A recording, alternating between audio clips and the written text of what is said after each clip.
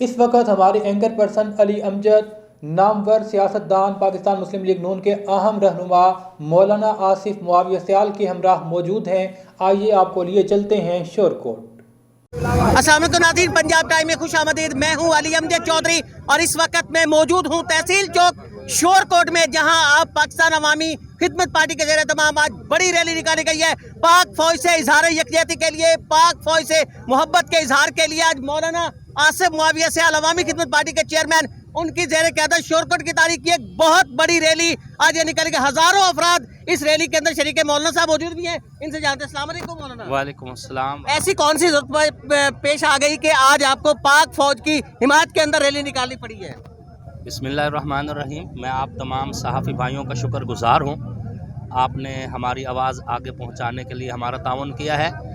پاک فوج کے خلاف پچھلے کچھ عرصہ سے منفی پروپیگنڈا کیا جا رہا تھا اور سیاسی شخصیات جو ہیں وہ اپنے مقاصد کے حصول کے لیے پاک فوج کے اوپر کیچڑ اچھال رہے تھے۔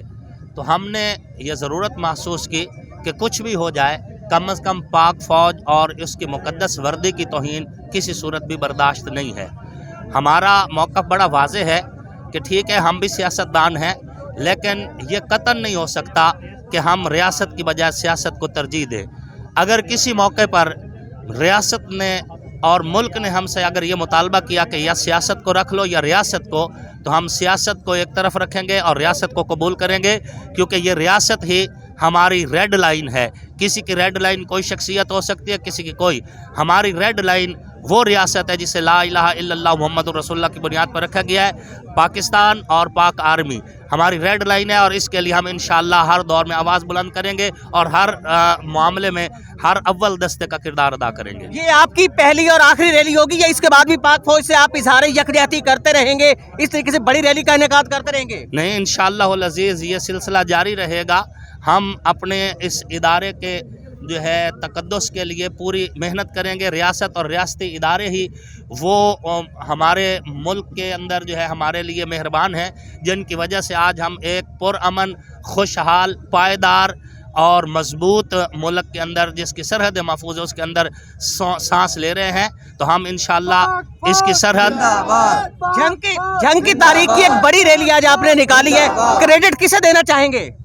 یہ کریڈٹ میں جنگ کی غیرت مند عوام کو دینا چاہوں گا، غیرت مند اور محب وطن شہریوں کو دینا چاہوں گا، شور کوٹ کے وہ محب وطن ساتھی، احمد پور سیال کے وہ محب وطن ساتھی اور جنگ کے محب وطن ساتھی، جن کے اندر یہ ایمانی جذبہ اور یہ غیرت ہے کہ وہ ریاست اور پاک فوج کے حق میں اتنا جذبہ لے کے نکلے ہیں۔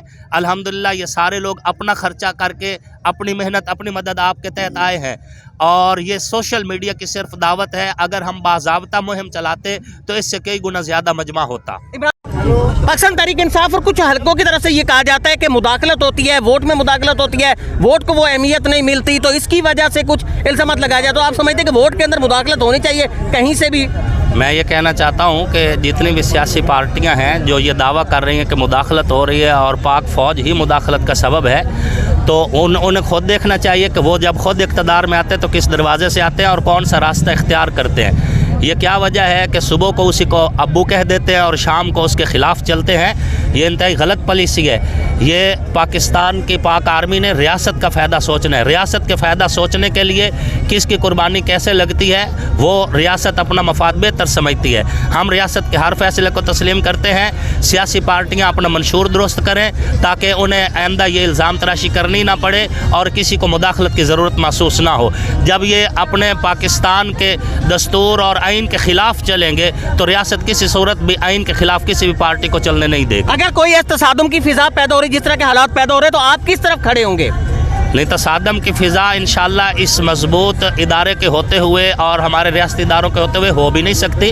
انشاءاللہ العزیز ایسی کوئی سازش، بیرونی سازشیں جو ہو رہی ہیں وہ ہمارے نوجوانوں کے استعمال کرنے کی کوشش کر رہے ہیں، یہ کوئی بھی سازش کامیاب نہیں ہوگی۔ ہم ممبر پر، محراب پر، پبلک میں اور مختلف ذرائع کے ذریعے سے یہ تصادم کی فضا کو ناکام کریں گے، اور اگر خدا نخواستہ کسی موقع پر ہمیں چناؤ کرنا پڑا تو میں پہلے بھی عرض کر چکا ہوں کہ ہم سیاست کو اور باقی دیگر جو हमारे मफादात उनको बलाए ताक रख के रियासत रियासत और सिर्फ रियासत पाकिस्तान का नारा लगाएं। अवामी खिदमत पार्टी के चेयरमैन कौमी असम्बली के हल्का NA 110 से उम्मीदवार मौलाना आसिफ मुआविया सयाल साहब हमारे साथ थे। उनका ये कहना था कि पाक फौज ही है जिसने इस वक्त मुल्क के मजबूत जो सरहदें हैं उनको बचा रखा है। इस वक्त उनका कहना था कि कोई भी ऐसे हालात पैदा हुए तो वो पाक फौज की तरफ होंगे और वो समझते हैं कि पाक फौज ही है कि जिसकी वजह से वतन इस वक्त महफूज है। इजाजत दीजिए, अल्लाह ने